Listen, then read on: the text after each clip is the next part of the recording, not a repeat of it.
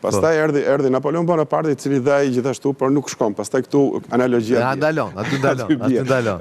Këtu ndodhemi, mendoj në mandatin e tretë ku duhet të ishte mandati standardeve, sepse sot ne vërejmë që ka veç asaj dëshire popullore të natyrshme që të shoh sa më shumë goditje ndaj politikës dhe krimit organizuar si dy probleme endemike shumë të vjetra në këtë vend që nuk u dënuan kurrë. Shohim që lind dhe një debat I ri që sot, për kënaqësinë besoj tonën edhe si qytetar të këtij vendi, gjeti hapësirë kur duke filluar në mënyrë kronologjike nga Xholi në fillim, sepse ai ishte I pari që u pyet, dhe I pari që në fakt dhe I pari që e tha, e preku si problematik. Unë nuk fus njerëz në burg pa pasur prova, dhe e tha kaq qartë sa që nuk mu duk tjetër veç se një kritik e pa kamufluar ndaj asaj që po ndodh dhe ndaj kësaj që ne diskutojmë. Pra, mendoj se mandati I Brahos do duhet ishte mandati standardeve në mënyrë që të gjendet ai ekuilibër mes akuzës, gjykimit dhe mbrojtjes, sepse kam përshtypjen, edhe për vetë strukturën e ligjeve që rregullojnë sot veprimtarinë e asaj që quhet drejtësia e re, salla e gjyqit nuk e ka gjyqtarin kryetar të sallës, siç do të duhet të ishte.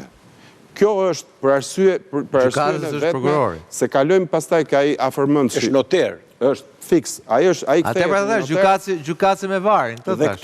Shkon ke vari edhe përpendikisht vari kthehet gjykatësi. Dy avokatët bin dakord që këtu bie procesin parim. Domosdoshmë. Këtu bie procesi, në teori. Se ndodh, se s'ndodh, ai ta gjejmë. Po problemi është që bie. Mendoj që standardi duhet të jetë, pra domethënë duhet rrit fuqia provueshmërisë për çështje të caktuara. Kur jemi me dyshime, por duhet ndryshojë edhe standardi I gjykatës. Se ç'a konstatohet? Është rritur numri I çështjeve, është numri I vogël I prokurorëve dhe ndërkohë fajësi po vazhdo të merret prapë. Domethënë sepse kur ke shumë çështje I bit jetë puna më e dobët.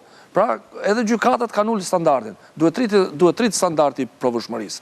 Gjykatat shqiptare duhet bëhen, kur është për pafajësi, t'japin pafajësi. Po, sa është pafajësi? Sa pafajësi japin të Shqiprinë? Është një shifër shumë e ullët. Po, se ekziston më fare pafajësia. Pafajësia është... Ta shfuqizojmë në 388, do më thonë t'jemi...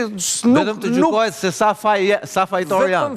Dhe vend një peshore aty, ke 2% faj dhe merë një dënim për 2%. Metre, a mund të kemi temi të shikojmë tek ajo që ka deklaroi zoti Bravo sot para zgjedhjes, që spaku, jo se kështë dalë jashtë shinave, por do rikthehet në shinat e normalitetit, dhe të stabilitetit. Pra për që mos tet as gogol I të pandeurve, të hetuarve, as gogol I gjykatësve, po të rikthehet pozicionet vetë ku ja përcakton ligji.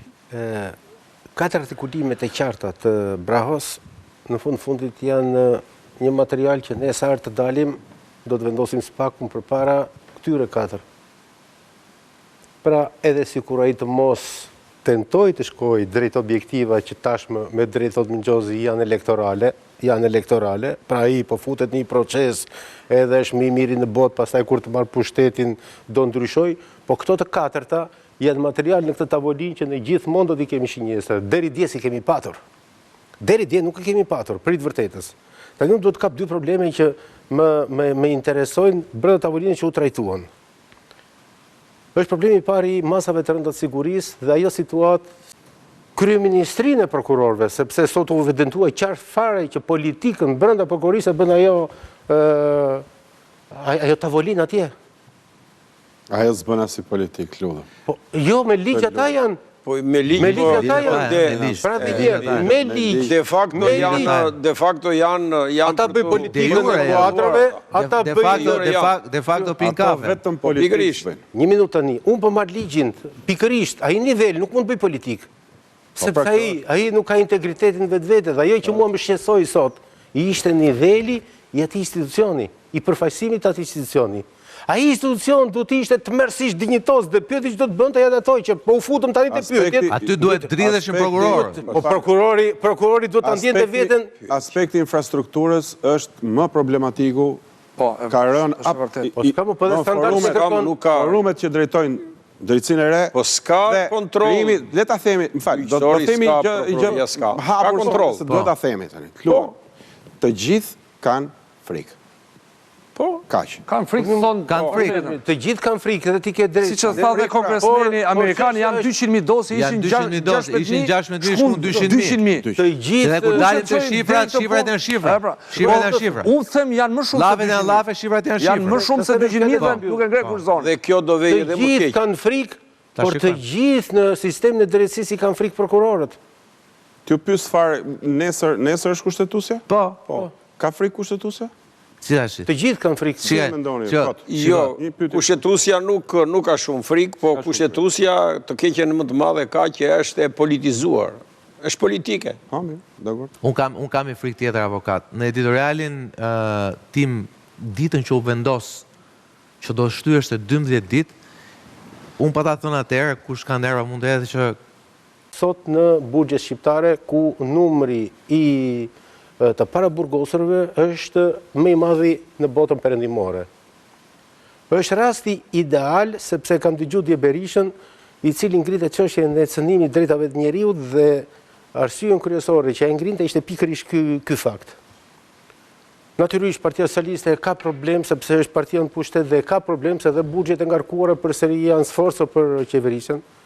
Atëherë të filloi iniciativa urgjente në parlament që të vendosen kritere shumë të qarta që të mos kemi as korrupsion, e kam thënë jo një herë, po me 10 herë, gjobët e larta, ekstreme, pjellin vetëm korrupsion. Sa të ndalon polici me njerë të thotë, heqe patente 3 muaj dhe fillon pazarin. Kjo gjë po ndodh edhe me gjyqtarët, marrin ekstremin, burg thot, dhe pastaj fillon pazari. Dhe natyrisht në këtë lojë janë OPG, është prokuror, gjyqtar, këta janë, se s'ka tjetër. Dhe të pandeur, pastaj është avokati me të pandeurin. Se të avokati është i pandeur. Ky është raporti që është e të mërshme në sistemin tonë drejtësisë. Kështu që është urgjente të fillojnë të dalin kritere shumë më të qarta. Shumë më të qarta mbi masat e sigurisë. E dyta, që për mua është shumë serioze, e kapi diçka avokati, por sinqerisht unë sot po mendohem, edhe tani po mendohem, ju e dhata të Bjondën atje që bëri atë pyetje në kafes, dhe pash disnivelin e madh midis atij që merrej në provim me ata që e merrin në provim. Për herë të parë, e kam ndjekur gjithë seancën gjatë gjithë kohës dhe pash pyetje që ishin serioze, po mund të them mbi 60% e tyre ishin për të plotësuar kohën, ndoshta, për të prodhuar protagonizëm, po në protagonizmin e tyre prodhuan Bjonda. Ose për fat keq ata janë. Atëherë, pikërisht, në momentin kur shteti shqiptar